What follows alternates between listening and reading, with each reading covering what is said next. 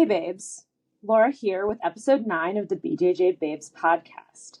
This week I sat down, virtually speaking, and chatted with Dr. Darla Sedlacek. Darla is a black belt who trains and teaches at Hurricane Jiu Jitsu in Cleveland, Ohio.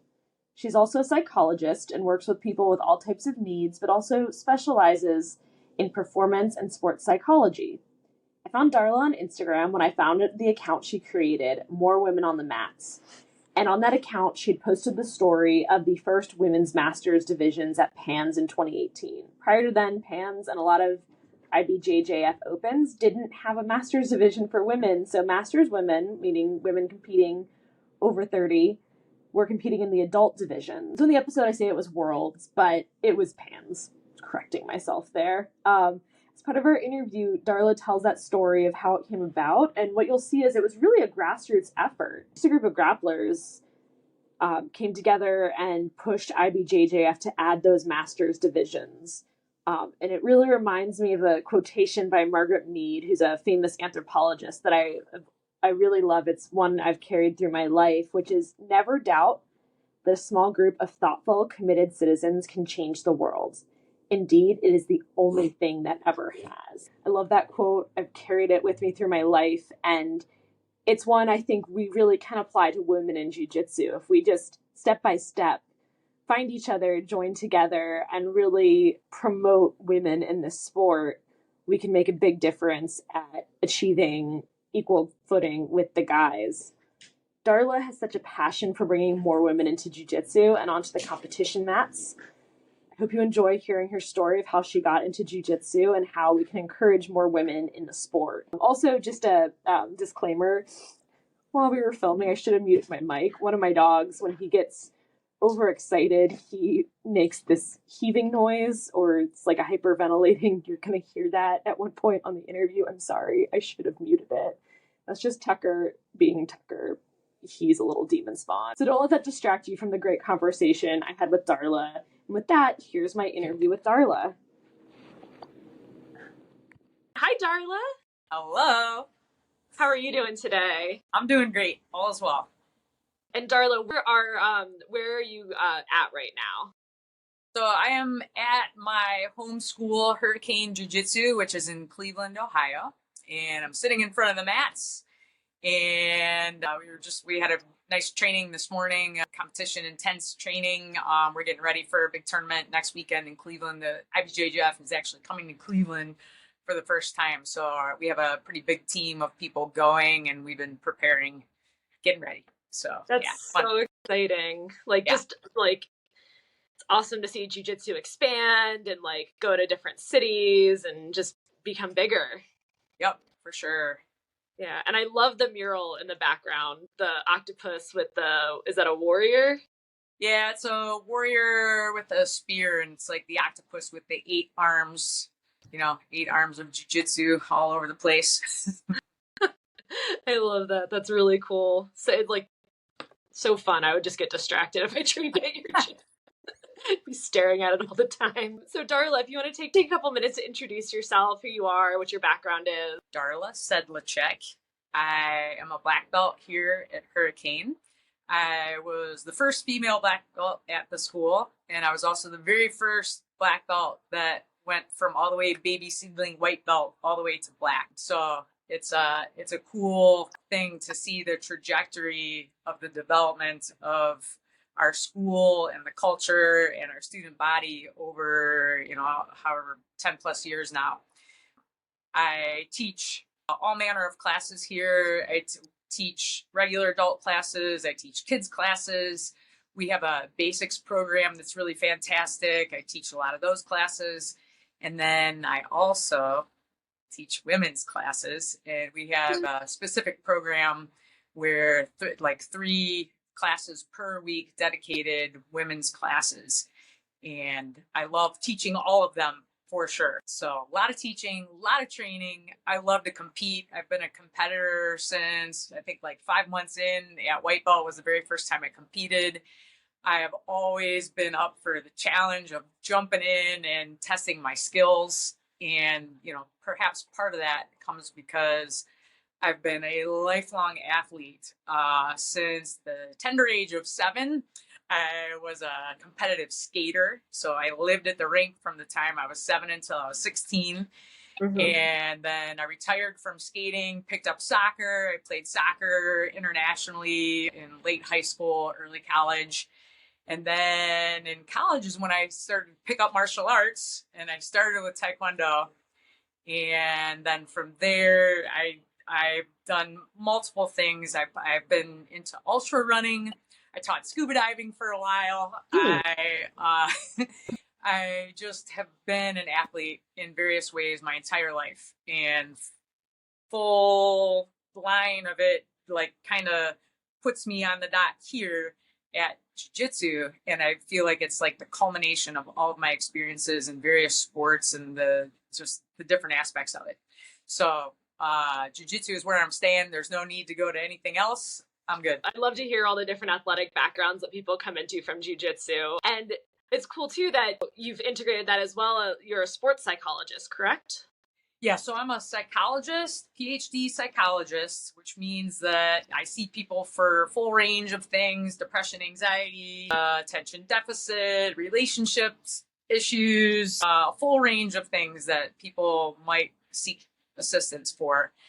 And then I specialize in performance psychology, sports psychology. So yes, of course, athletes, but also, performers. So maybe it's, a musician or an artist or something like that. But performance psychology more generally, and sports psychology specifically. And definitely, given my experience as an athlete and as a coach, it suits me well to assist people with those backgrounds and experiences. Mm-hmm. So I'm in private practice, and I do that around the time I spend here at Hurricane. So I have a small little rat maze, as I call it, and I drive around the city in a little small circle. I go from my home to my office to Hurricane, go back home, let the dogs out, go back to my office, come back to Hurricane for the evening sessions, and then go back home. So, that's awesome. It's great. I love it. Yeah, I'm always fascinated, like, the ways that people are able to, especially black belts who teach, who do jiu-jitsu full time, are able to integrate a full-time job with that. I'm like, how do you do this? Yeah, well, definitely, living close by the places where I work. And for some reason, I've always been like that. Like, even when I was in grad school, I made sure that I lived within walking distance of the school, because I worked full-time. I had a graduate assistantship, and I was going to school full-time 4 nights a week. And so I made sure that everything was close to each other so that I didn't have to spend a lot of time traveling. It was, inactivity. Yeah, so, proximity. So part of it is definitely having the right locations. All right. Pro tip there. So Darla, when did you start jiu-jitsu? I started in September of 2014 at this school. Training officially with a school. I would say that I was exposed to jiu-jitsu way earlier. So when I was in college, and when I first was exposed to martial arts, I started taking Taekwondo in college. It was like an on-campus Taekwondo club.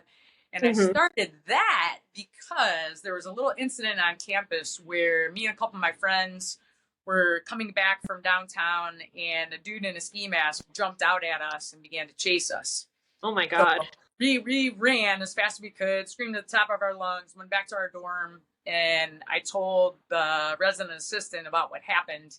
And then they did like a little look. Campus security came out, and they couldn't find anybody. And I distinctly remember like campus security saying, "All right, well, let's just keep this quiet. We don't want to, create a panic." So the next day I told everybody I knew. I went to the student government. I was like, all right, this is what happened. What are we going to do? And I was like, on it. We're going to do something about this. So because of that, like I said, I'd been an athlete, and I was scared in such a way that I was like, I didn't really know what to do. So I'm going to figure it out. So there weren't any jiu-jitsu schools on campus. I went to the Taekwondo club. I began doing that. I did that for a while. graduated from college, still doing that. And then me and a couple friends got a hold of some of the early Gracie Combatives video stuff. And so we were like messing around with that. And I wish that I would have stuck with it at that time. That was probably in the mid 90s. I, at the time, started to really want to figure out how to prevent assault. So even just my little incident with the ski mask guy, it really was a formative experience, because I did not want other people to have to be vulnerable in a situation like that and feel the way that I did. So it took it upon myself. Okay, what can I do? So I began, when I was doing the Taekwondo, our leadership in the group, we would go out on campus and do self-defense workshops, which, looking back now, probably weren't entirely effective, but we were trying. We were doing what we knew at the time. So I did that for a while. I was trying to, in an entrepreneurial kind of way, do self-defense workshops for women in community. I went to businesses. I did all kinds of things. And it really was just not happening. Like, the message I kept getting was like, yeah, we don't want to scare people. We don't want to do self-defense at a workplace, because then people are going to be scared. Mm-hmm. So I just kept getting no's in terms of, trying to put programming out there that would be helpful. So fast forward, I got to my doctoral program, and I had come away from formal martial arts training. I was still kind of in it. And I decided to make my dissertation on, the questions of, all right, what is effective programming? Because I could tell from my experiences, with Taekwondo, and then learning some other things. It was like, I don't know if this is, it's pretty, but I don't think it's going to be effective in terms of real situations. So I just, I started I did literature review. I looked at all the research of what's out there, and, applying it specifically to like college campuses, but, outside of that, what works. So I spent a lot of time on that. And then after that was all done, I was doing other things. I actually taught at a local college. I taught sports psychology and counseling classes for a while. From my dissertation, the leap to sports psychology, I think, was because I saw an opportunity in the world of sports to really look at the culture of sports and figure out how we can look at the cultural aspects of those sports, especially more aggressive sports, football, basketball, rugby, more aggressive sports where the incidence of aggression and ascription to various scripts about how to behave tend to correlate with more aggressive behavior in relationships. And so I developed a program to work with coaches on how to be influential in reducing high-risk behavior, whether it was hazing, bullying, sexual assault, alcohol abuse, all these things. So I spent a lot of time in that area, and also frustrated. It's a very difficult culture to interrupt. Yeah. And I spent a lot of time there, and I still had this fire about trying to help create some cultural transformation. And I needed to take a break from that because I was just very frustrated with the very slow process of change. And so I started to just I went into private practice. Like I said, I was teaching sports psych. I went into private practice. And then after taking a break from trying to look at the macro of things, I decided to really kind of just focus in on private practice, one-on-one stuff. And then I got to a point in the early 2010s, I was like, I need to get back to this. And so it just I just started looking for a school to train again. And I knew I wanted, now because of the popularity of jiu-jitsu, fast forward, I knew that jiu-jitsu was going to be the most effective format for self-defense. And so I wanted to increase my competence in terms of self-defense technique. And I wanted to start, officially with jiu-jitsu. So total, like, random stars aligned, however you want to think about it. I ended up having a connection to the person that runs Hurricane is John Lawrence. And I happened to meet him at a UFC watch party at my neighbor's house, who happened to be his brother. And I then later became aware that he was opening a school close to my home. Because of course, everything's got to be close by so I can do all the things. So I heard that this guy, John Lawrence, was opening a school. So I sent him an email and I described myself a little bit. And I was like, I just want to train. And I'm going to be there the first day and I'm never going to leave. And so he emailed back and he's like, I think I know you. Did I meet you at my brother's party? And I was like, yeah, that's me.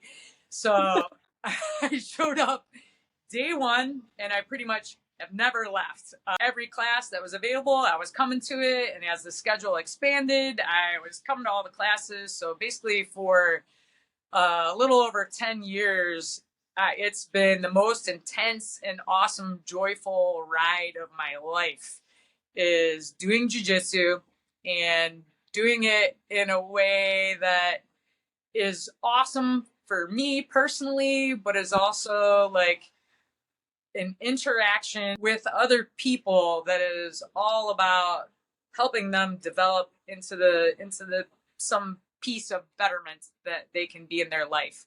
And that can look different depending on who's in the room, whether it's a kids class or a regular adult class or a basics class or a women's class, but there's similarities. So my experience across many contexts is really about helping people have a more optimal experience. Performance, yes, of course. There's a sport, in sports psychology, we want to increase performance. We want to have best performances when we're in comps. But those come from having an optimal experience. And that's not just on competition day. That's during training. That's off the mats.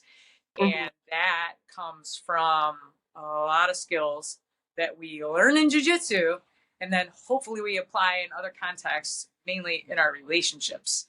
And so much of that is decision making, values identification, goal setting, communication, lots of those things. So it sounds like jiu-jitsu was something you chose very intentionally. Were you hooked from your first class? Absolutely. Yeah, I knew that was it. I'm in. I will not it was a done deal. I had no doubts ever along my path that I would reach black belt. Not that that was my end game goal, but I just it was clear. I knew it was going to happen. I could see it. I could feel it. I could taste it. It was going to happen. And I was going to do everything along the way that would get me there. And once I did get there, I was going to, continue and continue and continue. So, yeah. What was it about your first class that you knew that got you hooked? Well, I think it came back to the reason that I got re-engaged in martial arts, and that was because I wanted to come back to helping other people feel stronger and learn how to use forceful resistance to thwart and attack. Because we know from all across the literature, there's a lot of the literature, whether it's intervention, prevention, the etiology of attack, all these things. There's one of a couple things that stand out as effective in trying to reduce assault is learning how to use forceful resistance. And in some specific research articles, there's long been many, many myths about what works and what doesn't, and many myths about, what works for women and what doesn't. So there was a period of time when women were told to just let it happen. You're going to get hurt if you try to fight off an attacker. It's just don't do anything. Shocking as that is, because we know now clearly that women are capable of defending themselves. And even when it is a perhaps larger or stronger person, hello, jiu-jitsu, there are things that can work. Now, yes, is it a greater challenge when someone is larger? Of course. If they have the same amount of skill, of course. And that's why we work on the things that we do. However, we have come a long way in terms of the mythologies around what women are capable of physically. And we still have a ways to go, of course. But I think that, my day one was like, I have got to get in there and I have got to find a way to help people in general, but women in particular, to be prepared and I don't want to say armed because that can have different connotations, but armed with the skills to protect themselves and to know that they have value such that it's good to do that. Like, yes. And I hear so often, even like when I was collecting my data in when I was doing my dissertation, I had 200 women and I looked at some different variables between women who participated in martial arts and women who did not. And I was like hypothesizing that perhaps women that participated in martial arts would have a different mindset around what they would do to protect themselves. And perhaps they'd have a different idea about what they would do that, according to the literature, would be effective. And unfortunately, that was not the case. But the idea that forceful resistance is a necessary component of protecting oneself, and women are capable of doing these things, and they need to expect that they can do these things with rehearsal. And so practicing jiu-jitsu as a form of self-defense is one thing, but practicing as a sport makes it fun and it makes it less I'm not sure the word I'm looking for. Maybe you can help me out. It's less just scary, maybe, or maybe. I mean, it's hard to say. Like, and again, in terms of like the likelihood of needing to use what you know in an attack situation or in an assault situation, or let's say even in a situation where your boundaries are being pushed. Most often, the skills that you are practicing and acquiring are not likely going to be needed for that big mythical incident of the ski mask guy jumping out at you on the street. Although I had that experience, so yeah, I know that it's real. It is real. But the preponderance of places where we need to protect and defend ourselves is in interpersonal relationships. So it's on the date with someone that you don't know. It's in the hallway at the new job where no one's around and somebody, approaches. And so it's knowing that you can back up your whatever certain skills you have, knowing you can back those up with physical action is important. And especially if we actually want to stop an attack. Maybe it starts as, a verbal level. And then when it progresses, that's where being prepared with physical, forceful resistance is important. We also know, this is like one of those myths, is that like if you fight back, you're going to make it worse. And that's why I think, back in the day, people were told to just not fight back because then perhaps you can prevent injury. But according to the research, if one fights back with resistance that's equal to the level of the attack, the data is clear that you will thwart the attack. There may be some risk of greater injury, but less sex abuse. So I would much rather have a black eye than have a completed rape. You know what I mean? And so it's my choice. I'm not saying that's everyone's choice. People can respond in different ways, and I'm well aware of all the conjecture around do what you need to do to survive. But I think like getting the message out that women are capable of defending themselves, and it can actually be fun to learn it in the context of a sport, and then you're going to have more longevity doing it, because we know that a one-day little one-hit wonder self-defense workshop, okay, yeah, it's a taste, and maybe we get people to come back, but it's not effective in terms of longer-term skills that would be able, that you would likely be able to successfully protect yourself. So not everybody wants to commit to jiu-jitsu for their life, and that's cool. But if we want women in particular to be able to protect themselves, and I think there's a growing consensus that that's probably a good thing. It needs to be more than just a one-day workshop. And how do we do that? And that's like part of the research and the literature right now. There's like some programs that are out there. There's some programs in the jiu-jitsu world. I don't know how much of them. Some of them, have some evidence and research behind them. I'm a scientist by nature, so I always like to back up things with, okay, like, well, how do we know this works? Are we wasting our time, or is there's some evidence that what we're doing actually means something? So there's that whole element to it as well. If someone goes to a one-day workshop and they get a taste and they want more, hooray. If they never come back, okay, maybe they learned something that they'll think about, and okay, that's great too. So I would never knock a one-day workshop. But I think in terms of really, if one wants to effectively learn how to protect themselves in the face of potential assault, then there needs to be just a little bit more time commitment to it than one day. And reasonably so. It's a pretty serious situation that you could find yourself in, and it's pretty prevalent. And it's not just with strangers, it's in our interpersonal relationships, and that's what makes it so scary. And that's why I think, rather than thinking about it as self-defense, which is important, let's think about it as sport. And let's get in there. Yeah, absolutely. And it takes time, to develop both the physical skills, but also the mental skills of how to stay calm, not panic, breathe. Like, absolutely. Especially if one has already had some kind of experience that has led them to get in the door in the first place. It's going to take some time for them to reroute their nervous system.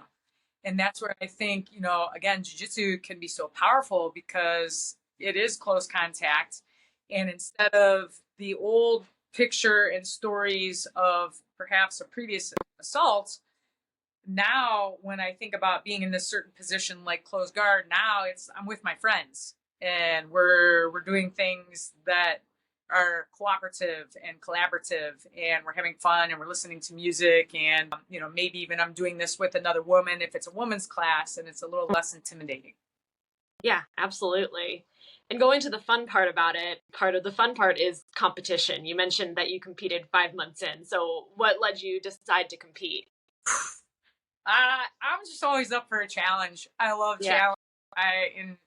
In all of my sport experiences, it's just always been about pushing limits. I think I mentioned earlier that I've also engaged in ultra running, and I'll tell you that came after I was told I may never walk again.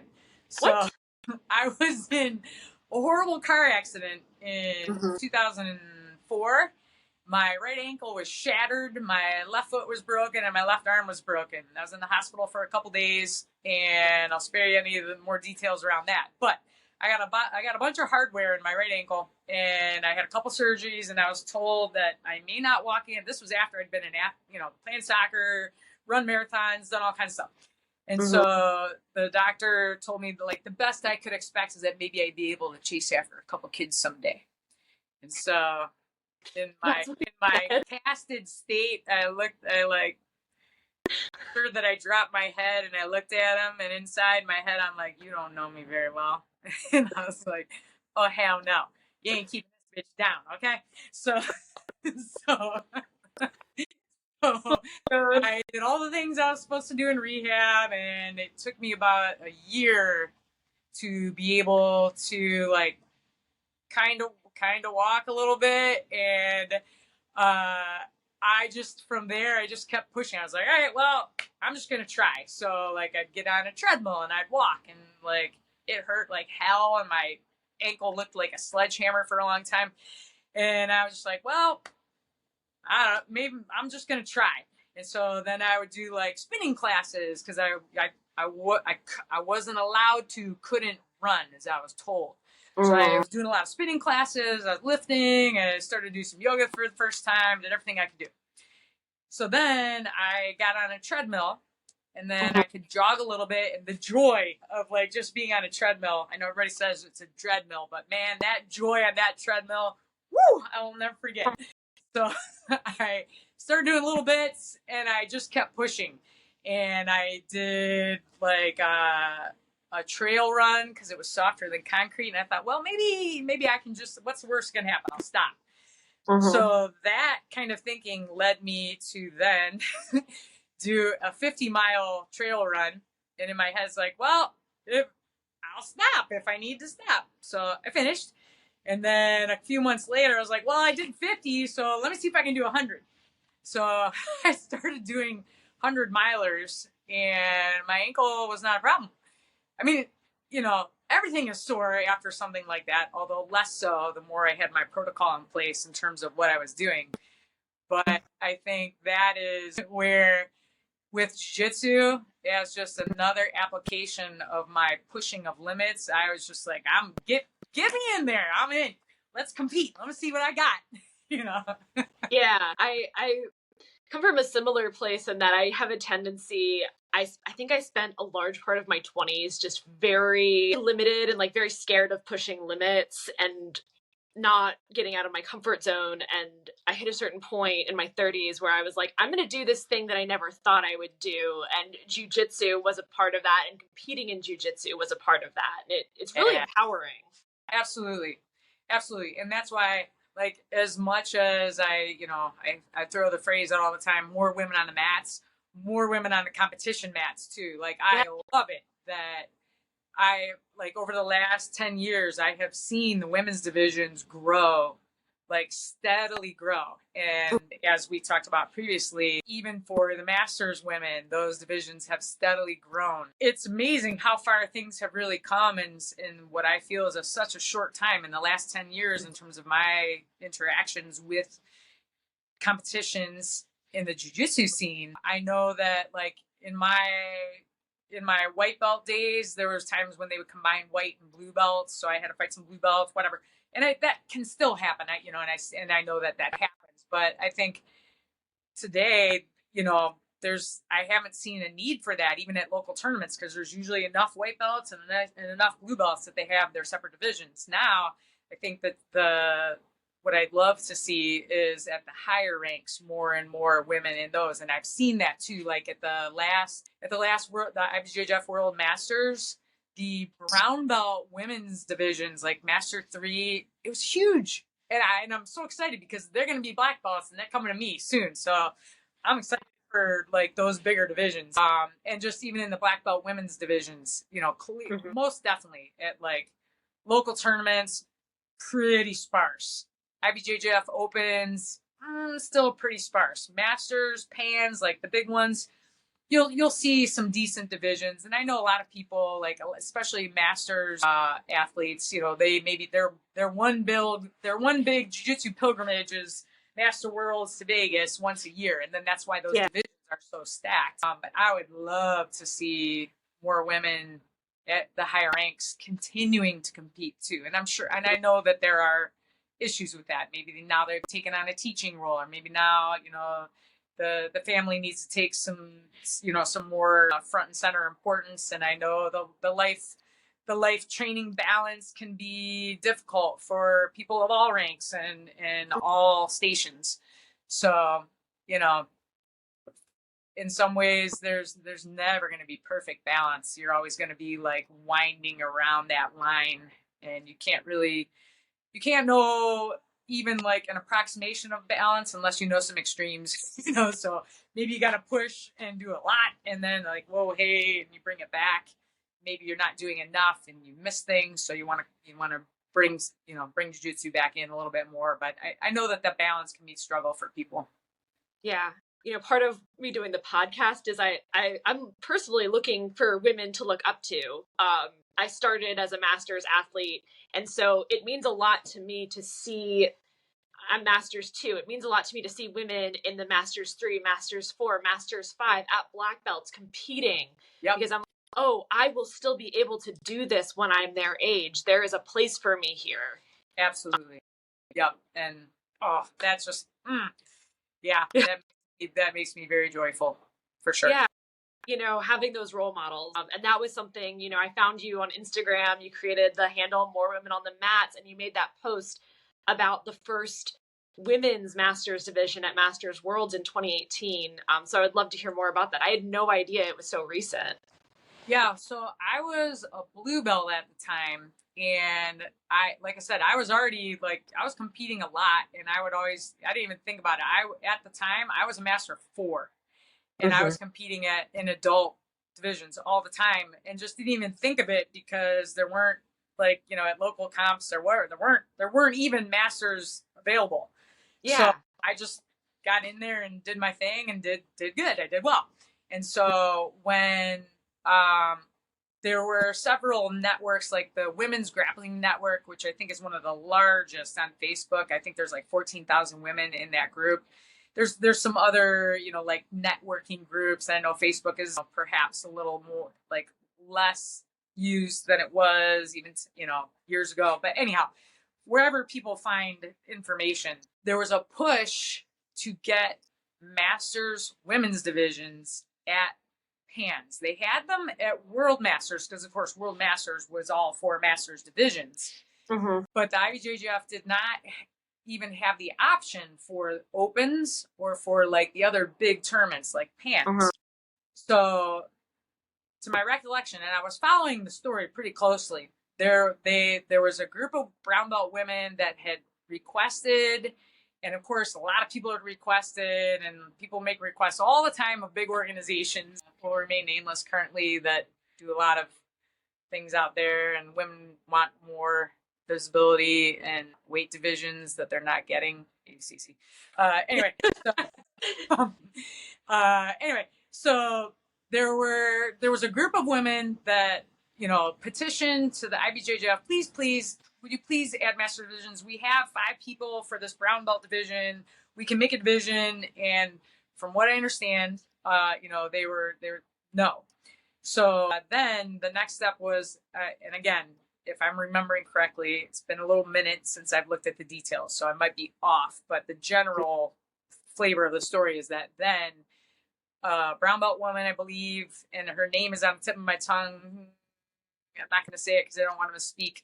But she and a black belt instructor then put a petition up on change.org, and they put the word out on these networks on social media to alert everybody, hey, please sign this petition. We're trying to get Masters Women's Divisions. IBJJF won't do it. Please help us. So wildfire, it spread within hours. My understanding was there was thousands of signatures. Now that just might be urban legend. I don't know. But I think that probably happened because the IBJJF did in fact add the divisions shortly after that. So then those same networks were all then all right, all you better get yourselves to those mats and sign up. Because we just put all this effort into getting divisions added. Now get in there. So the very first PANS, I was up for that challenge. So went out there and had a really great experience. And, it was the camaraderie of a lot of the women. It was just such a celebratory experience. And to just see it happen was amazing to be there. And so after that, I am still not opposed, even as a black belt, to doing adult divisions. I haven't yet, but I will go, I've done anywhere from Master 1 to Master 4. I will go up and weight if I need to get matches. So I am not opposed to challenge, and I'm not afraid to lose. And and I think for me, my reasons for competing are all about developing. I want to develop my game. I want to have some kind of experience that makes me get better at jiu-jitsu.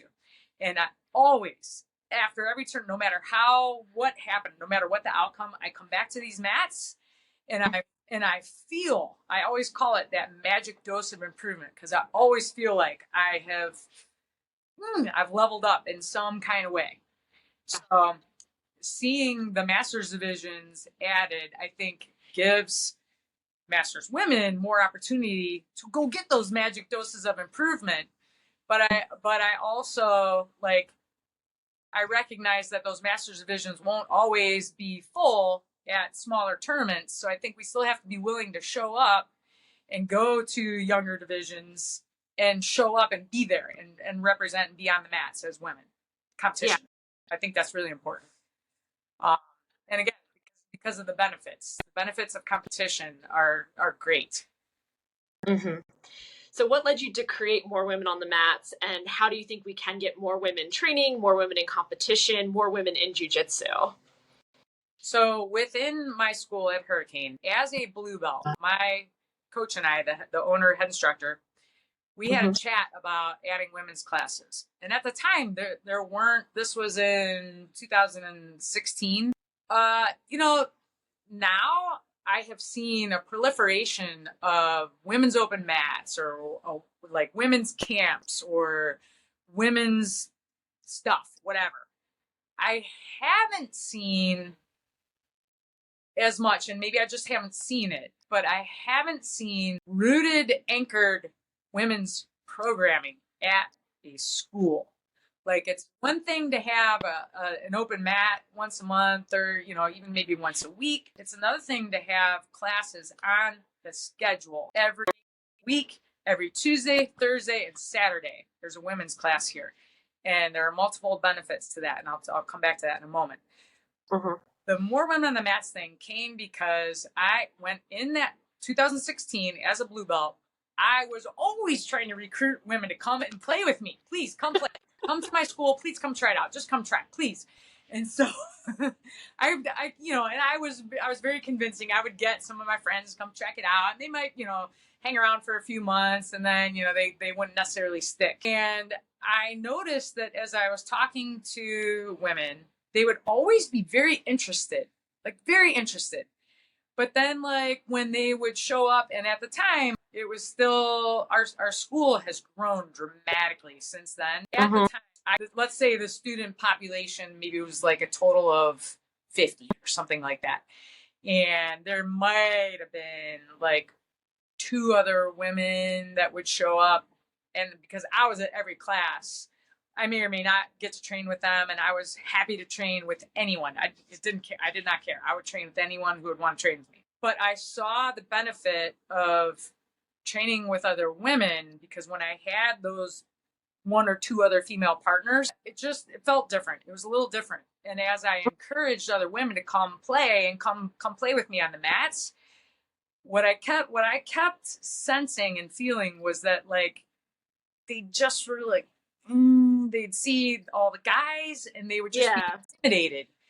And as much as I was like, come on, please, come on, I'll stay with you the whole time. It was a little intimidating.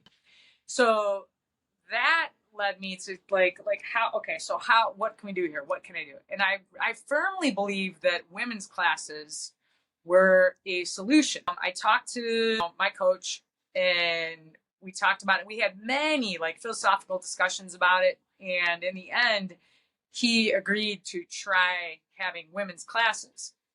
And I think, very soon after that, saw the benefits with his own eyes, as did I, as did everybody else.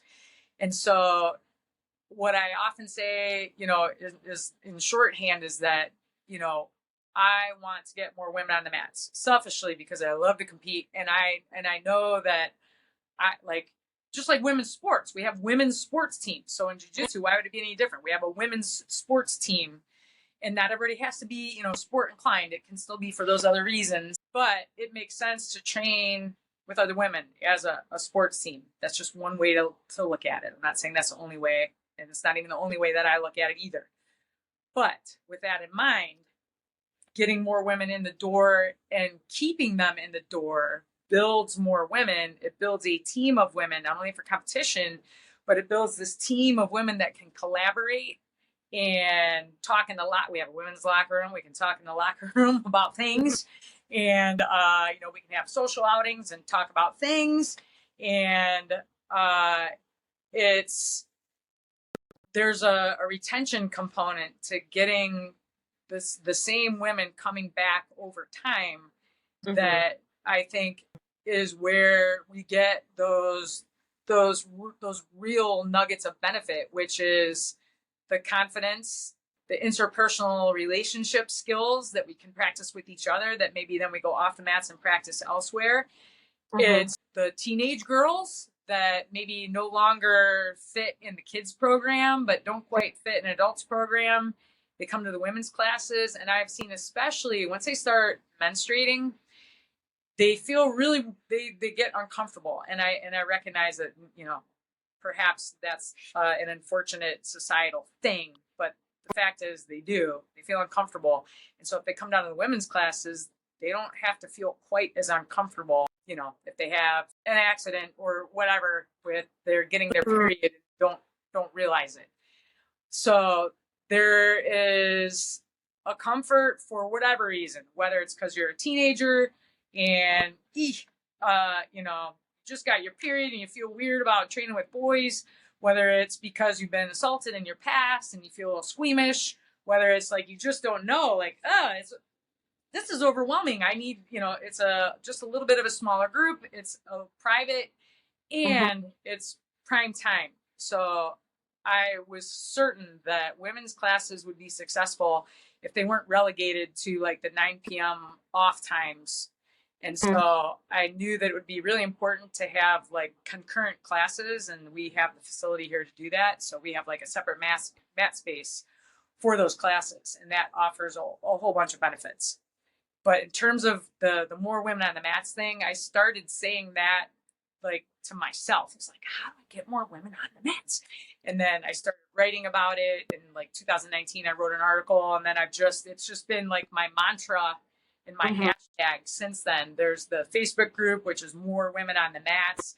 And it's been a way to like collaborate open mats, and the use for me, hosting open mats and then visiting other open mats it's not just about, again, training. It's great for that, especially if you're ready for a comp, you get a different look with some other people. But I love to go in there and empower the women at respective schools to like advocate for their place at their school. Often they don't have women's classes. They're allowed to host an open mat, but the programming is not there in the way that it is here at my school. And I would love to see more schools root like legit classes. And I know there are plenty of women that think it's not necessary. I see all the comments on social media in some of the bigger networks, and there's plenty of women that think it's not necessary. And I've even seen women say that they think they don't want to train with other women because there's drama, or they'll say they don't want to train with other women because it won't really help them if they are faced with a real situation. There are lots of ways to respond to those things. I think, I can speak for my team here and for like other women that I'm friends with from other schools and people that I compete against that I have good relationships with. I've not really experienced drama in that way. And especially like our women's team, we probably have maybe 35-ish women total. And, and perhaps again, maybe it all comes back to leadership, to the extent that there's good leadership, modeling good relationships and communication skills and keeping the house clean. John, our owner, like does that for the school as a whole. Like it's the culture is a garden that remains weeded. And that's why we can do what we do here. And I think that's also why our women's program is very successful, is because we keep the garden weeded. There's no tolerance for, like inappropriate behavior. We can, there's lots of ways to define that. But in terms of more women on the mats, I love what I'm seeing, out there in terms of more open mats, more seminars, more camps. But I would love to see women's classes, because I think that's where like again, those nuggets of, we're in this because it's fun and we love it and it's joyful and we can think about it in the sport aspects, but in terms of the empowerment aspects that give teenagers and adults, and again, everybody, but in particular for women, because that's kind of what I'm talking about, what we learn on these mats and what we practice in terms of boundary management. Tap is a boundary. And where else and with what else do you so powerfully learn to like stop something? And that we don't have to talk about research. We don't have to talk about gender scripts. We don't have to talk about anything. As soon as someone's trying to put me in an arm lock, I have to assert a boundary and say, or I'm going to get broken.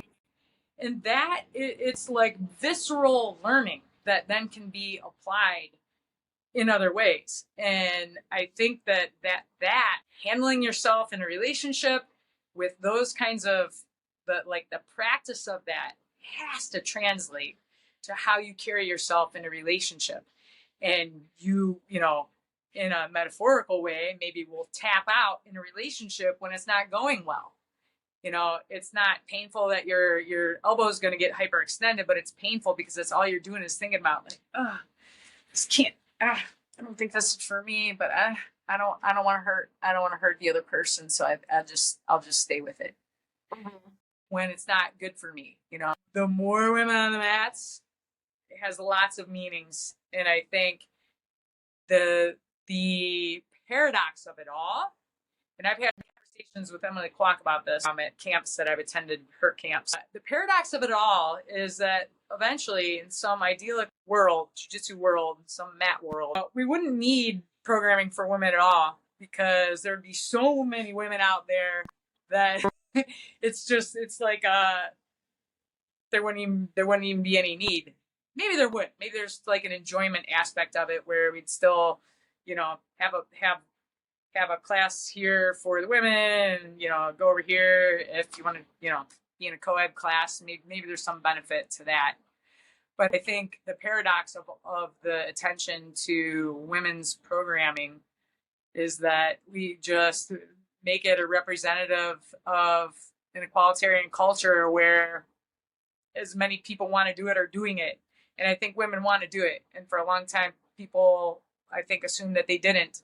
But I think it's just, we need that little on-ramp of comfort to get them in. And then once they experience the power of their body, they recognize the power that they have in other ways in their lives. And to me, that's just such a beautiful thing.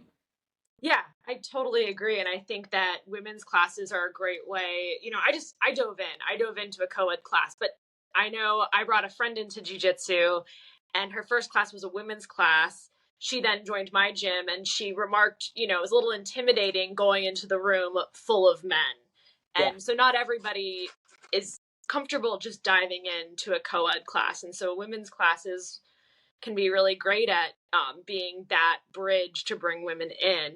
And it's funny, you know, you mentioned some women are like, oh, the drama, because I've been like at open mats where I've seen other women come in and I don't know them. And my programming from growing up is like, I'm a little scared. Like, are they going to be catty? Are they going to be mean? And they never are.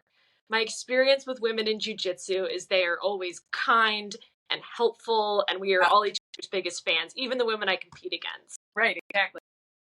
Yep, exactly.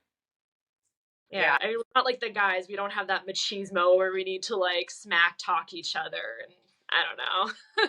Yeah, you know, and it's interesting because I think I would say in large part the same thing about any of my male training partners. Mm-hmm. They've been nothing but kind and supportive and respectful, and I love them tremendously. And I think that, you know, there are some schools where unfortunately that's not the case. I consider myself very lucky, and I'm very grateful that the culture here has afforded me what I have gained and what I've been able to do in the last 10 years, because it comes from the top down. John, the owner of the school, my friend, my coach, my instructor, it would not be possible if he did not support every step of the way the my ideas about, what would be a good way to get more women in. And Yeah. of course, and then there's a whole aspect of this that is business. Of course, jiu-jitsu schools are businesses. So like if they want more students, why wouldn't they want 50% of the population available to also want to come in? So, that aside, there certainly is for me, the not moral, I don't want to say moral emphasis, but for me, for the greater good, there are things that I believe, and the things that I'm doing, and that I feel so deeply, the power of jiu-jitsu, that I want other women to be able to experience that. And they don't have to do it like I do, as intensely as I do it, but they can get a good dose and then, reap the benefits. And I think that that's true for men too. I think guys have it rough in their own ways, and and defending their manhood and their masculinity. And a lot of guys that show up have the same kind of like squeamishness. Maybe they were bullied, maybe they were abused, and I think certainly guys also have to exert some courage to show up to a jiu-jitsu school. That could be an entirely different podcast. But that's why I say, like, in general, my emphasis is to empower people in a scientific and from a sports psychology perspective. That's, whoever the person is in front of me, I want them to have a good experience, and I want them to be able to do their best if they decide to compete.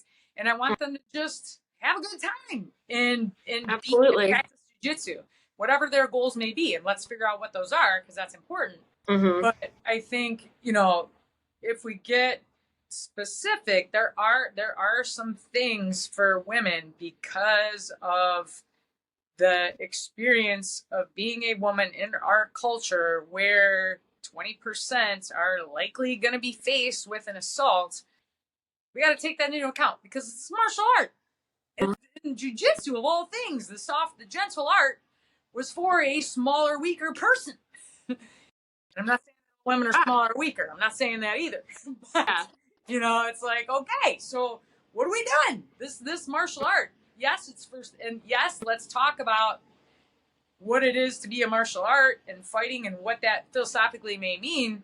But then, let's put that aside and have fun and make it a sport, because that's really fun, Yeah.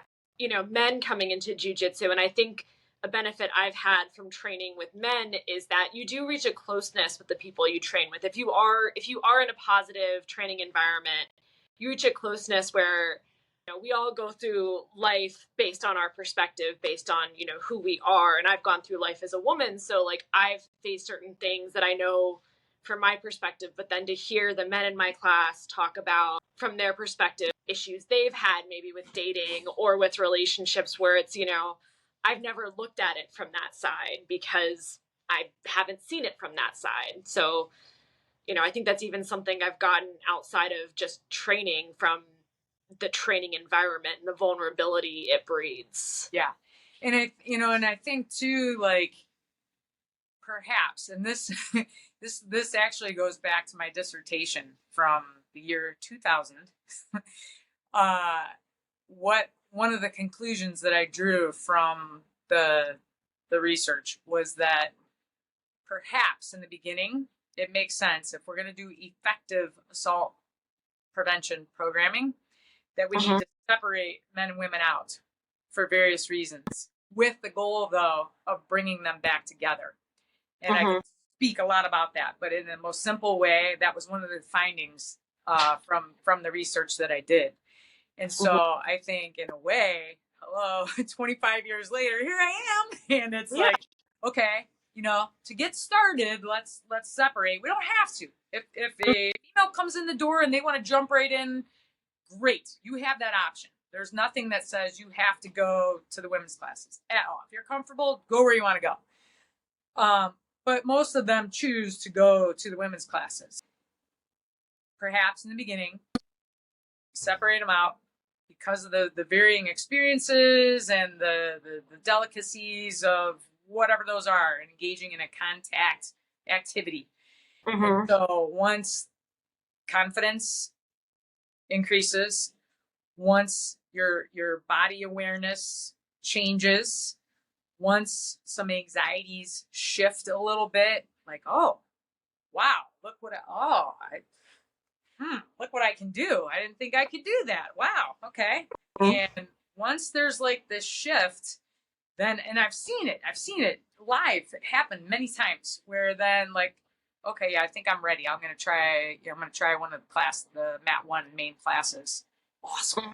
And, there's other women there. So it's not like for the most part, there's usually at least a couple women in any of the Mat 1 is this mat. Mat 2 is the secondary mat where we do all the women's and basics classes. So Mat 1 classes, usually there's at least a couple women. I'm always there, so I'll always partner with a woman if that's what she needs. If not, fine, no worries. But I think, like to get started, to get to like to really create some societal change, if there's an opportunity to start separate, it helps people come back together. And jiu-jitsu is a beautiful example of that. And, we can take gender, hopefully at some point, out of the equation on our training mats, not in competition, of course, that's not going to happen. It shouldn't happen. But on our training mats, we should be able to train with each other and be okay with that, be comfortable with each other because we know how to communicate. And we can say, oh, hey, whoa, hey, a little less.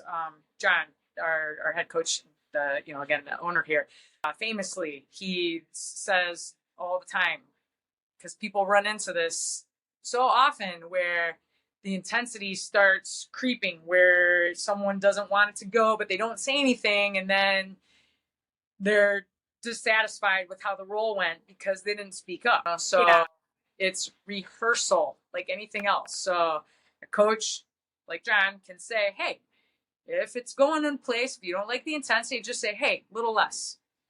Short, sweet. Okay. And you don't have to tap. Just say, hey, a little less. Or you could tap, make it stop, Yeah. But it's the communication again. And if we can rehearse how to navigate close contact on Mat 1, we can do it out there. And that is, we win. Yeah.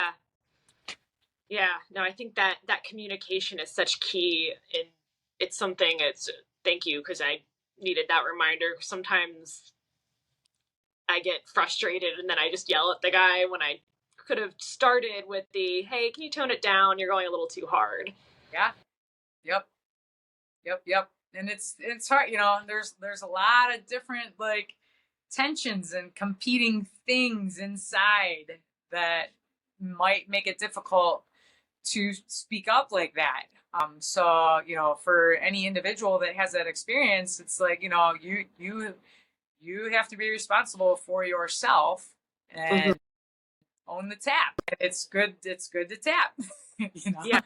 Tap early, tap often. Yeah.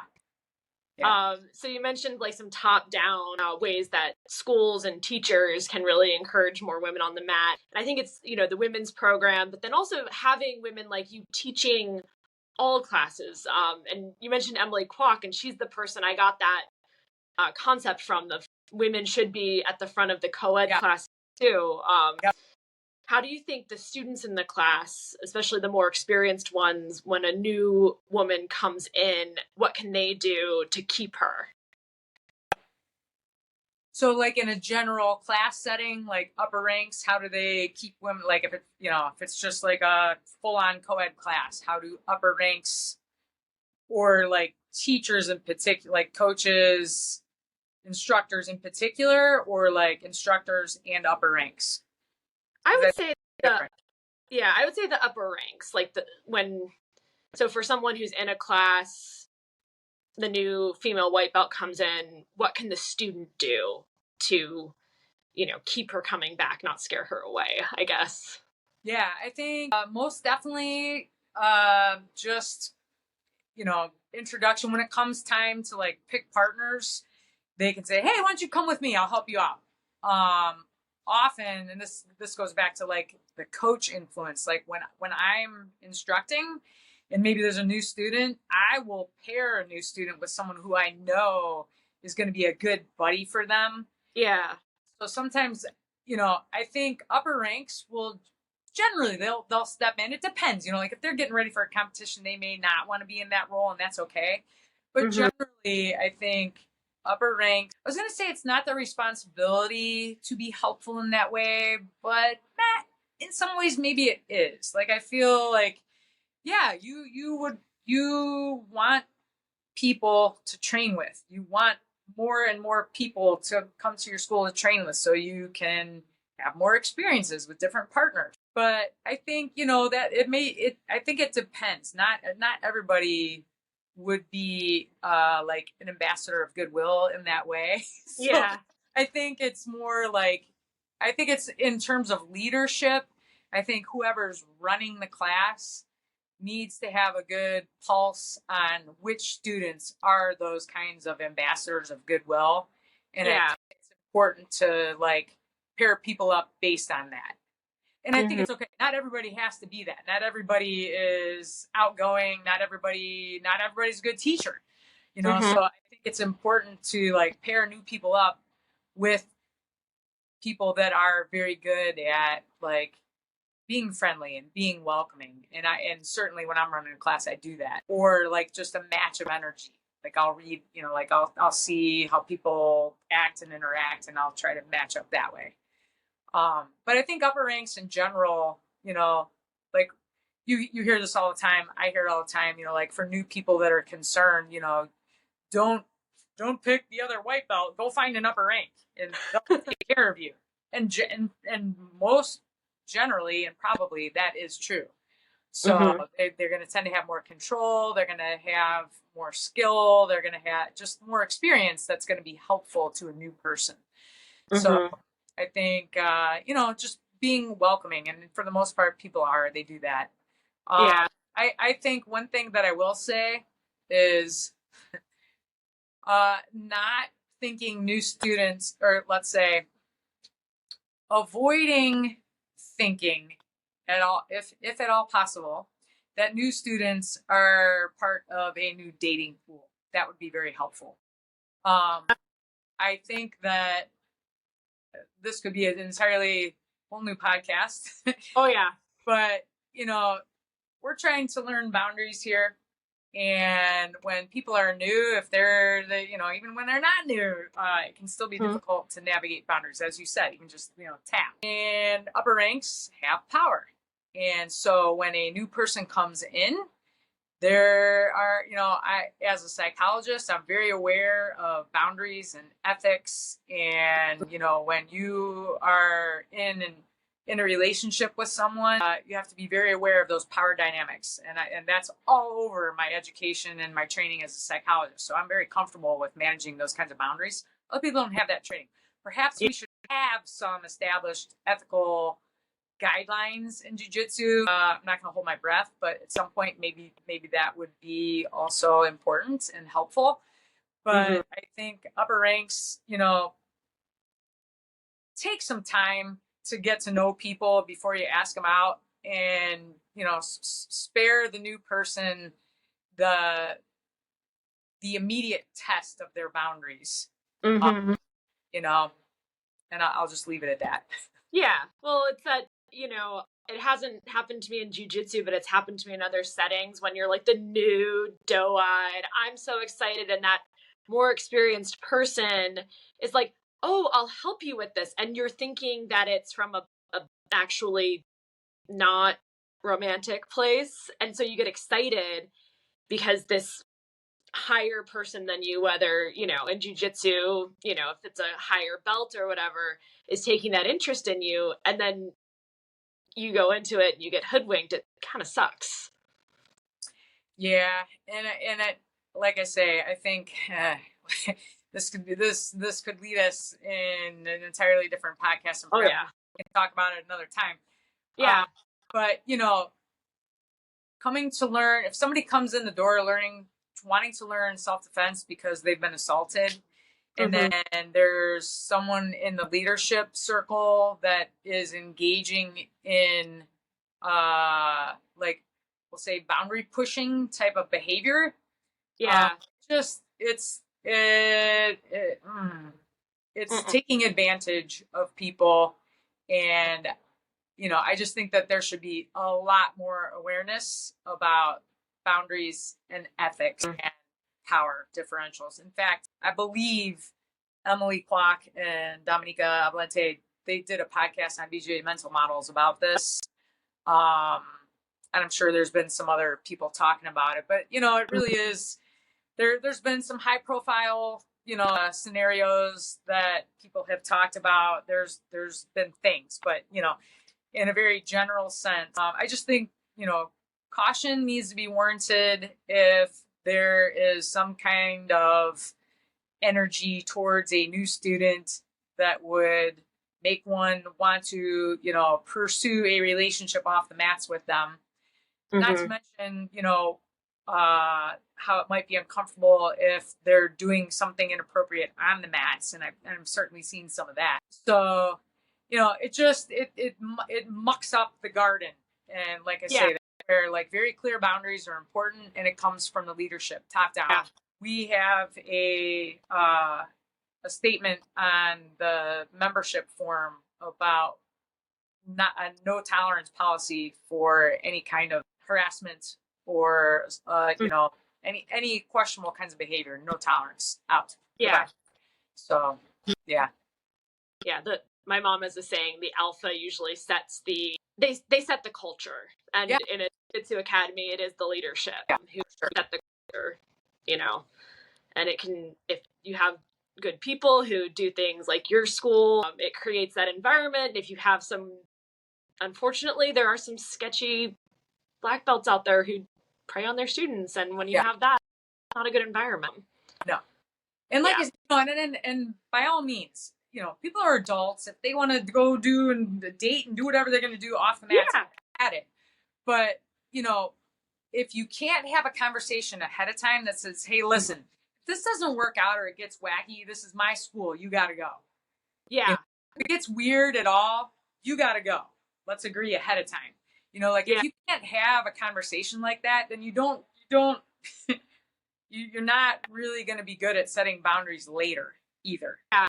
So I think, adults are going to, I am not at all suggesting policing dating behavior off the mats. On the mats, I think there's a certain decorum that needs to be followed. And, that comes with a dress code. It comes with the rules. The rules are structured to keep people safe and to keep them having fun. So there's that. And then I think that there's a line that, in particular, instructors, so people in the school, upper ranks or instructors, have power that they need to be extremely cautious about using when it comes to engaging with students off the mats. And that's where I think there's some work to be done. Yeah, we could definitely do like a whole episode about that. So maybe we can do another one down the road. That'd be a good chat again. Yeah.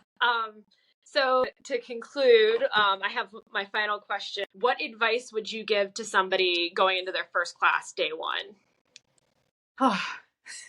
So come to it with just an open mind and a zest for learning and the willingness to learn about yourself.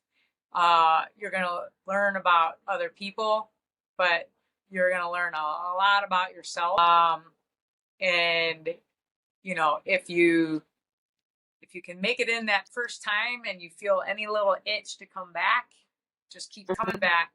And it's just one class at a time, and you will be engaging in perhaps one of the greatest experiences that you could participate in. So. Yeah. Great advice, great thoughts. Thank you so much, Darla. Great conversation. Thank you so much for carving out some time to chat with me. And I look forward to maybe seeing you at a tournament sometime. Yeah. Oh, and before I forget, do you want to, if people want to find you, find your school, if you want to give your socials. For sure. So Instagram is Darla Sed, S-E-D, which is the first 3 letters of my last name. So just Darla Sed. Mm-hmm. Then alternate page, which is More Women on the Mats. On Facebook, I have a group called More Women on the Mats. Okay. And then my school website is hurricanejj.com. hurricanejj.com. There's a website that I have as a little offshoot that talks more specifically about the women's program, and that is transformjj.com. Excellent. Yeah. If you're people listening are in the Cleveland area, go check out Hurricane Jiu Jitsu and their really cool mural. Yeah, and we welcome visitors. So come to any class. We welcome anyone ever to come check it out.